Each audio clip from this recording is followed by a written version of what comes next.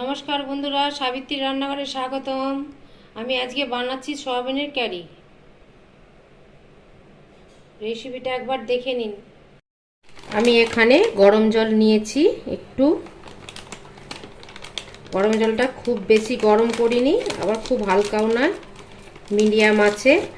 আর এখানে আমি সয়াবিন নিয়েছি নিউট্রেলা 1 প্যাকেট। এটা আমি ভিজিয়ে দেবো।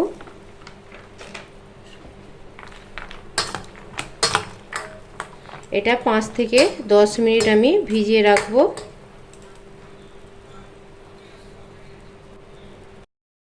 এর সঙ্গে আমি একটু লবণও দিয়ে দিচ্ছি,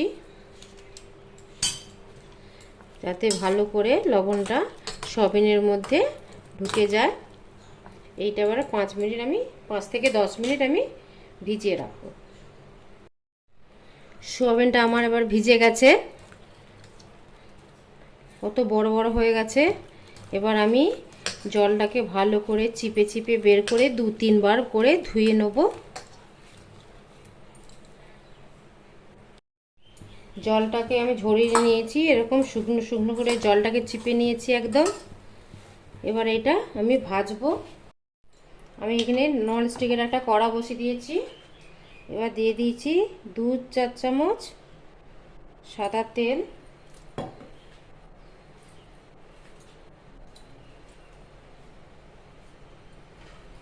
অল্প একটু লবণ আর একটু হলুদ,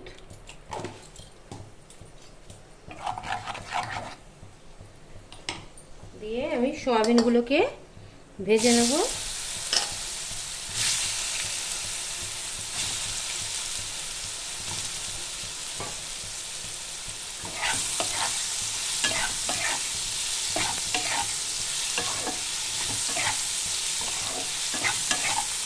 একটু লাল লাল করে আমি ভেজে নেব এটা।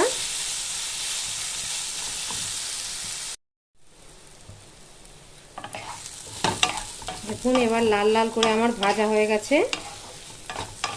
এবার এটা আমি ঢেলে নেব।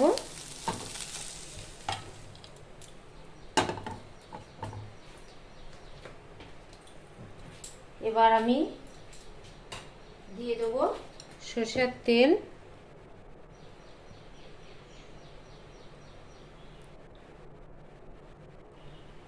2 থেকে 3 চামচ,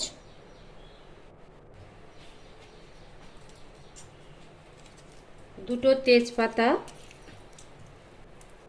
একটা শুকনো লঙ্কা, দুটো এলাচ, দুটো লবঙ্গ, দুটো দালচিনি।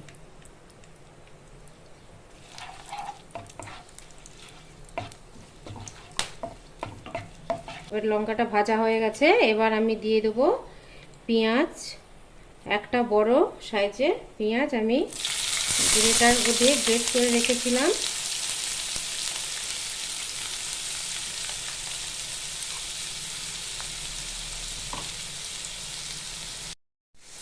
পেঁয়াজটা আমি চপ করে রেখেছিলাম, একটা বড় পেঁয়াজ।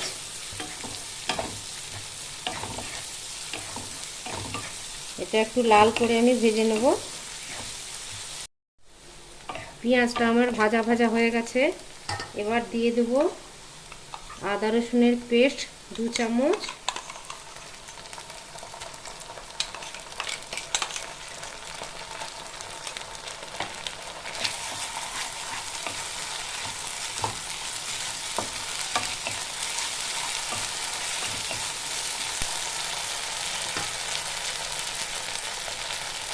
লবণ দিচ্ছি।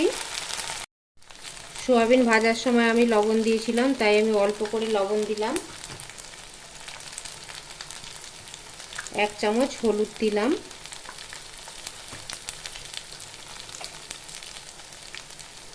1 চামচ লঙ্কা গুঁড়ো দিলাম,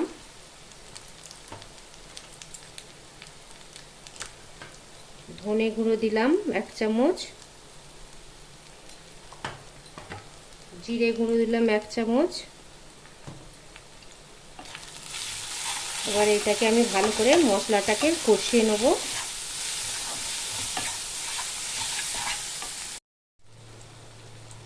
আর মশলাটা আমার কষানো হয়ে গেছে, তেলটা ছেড়ে গেছে।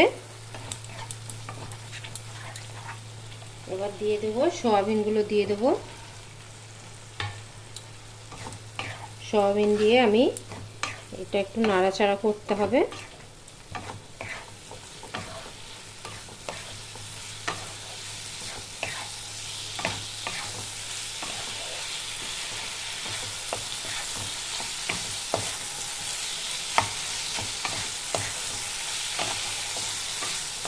এই সয়াবিন কারিটা রুটি দিয়ে খুব সুন্দর খেতে লাগে।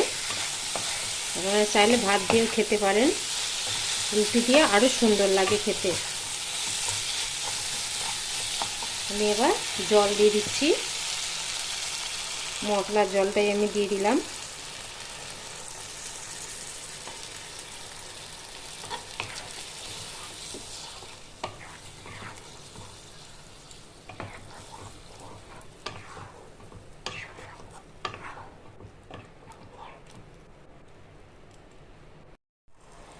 এটা আমি এবার ঢেকে দিচ্ছি। এটা 3 থেকে 5 মিনিট হাই ফ্লেমে ভালো করে ফুটে যাবে। 5 মিনিট পরে খুলে দেখছি।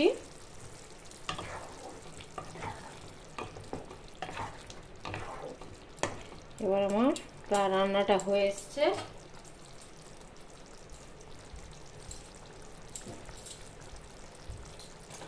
এবার দিয়ে দেবো অল্প গরম মশলা,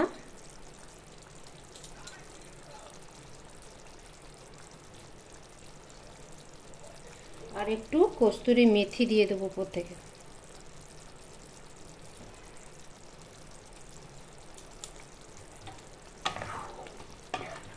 এবার নাড়াচাড়া করে আমি ঢেকে দেবো। ব্যাস, এটা রান্নাটা হয়ে গেল। আমি গ্যাসটা বন্ধ করে দিচ্ছি। এবার আমি বাটিতে ঢেলে নেব। আমার ভিডিওটা ভালো লাগলে লাইক, শেয়ার, কমেন্ট, সাবস্ক্রাইব করতে ভুলবেন না। চলো, দেখা হচ্ছে পরের রান্না নিয়ে। টাটা।